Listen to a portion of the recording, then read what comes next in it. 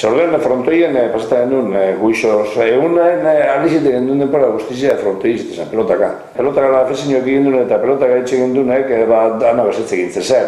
Da, ibitzi gintzen zen, bai, hasi Lizpien, Lizpien nola normal txikitzu edo gonzan pelotaka, amengoak, mendatan, eure galizite belekoen Lizpien, generalmente Lizpien izan zen.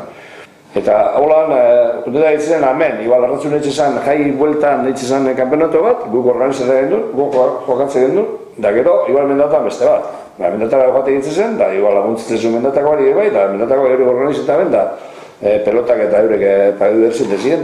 Nire egitxe orduen sasoien, da zan, diru kantidade importanti ibitxe genduna, bostuen peseta usto dizen zila, da igual izango zan 1900, behatzen eta 6-7 olakoan baten izango zen. Dutxeri bezan egoten herriz eta non dutxeu bez, gure etzien dutxeta zan juntia.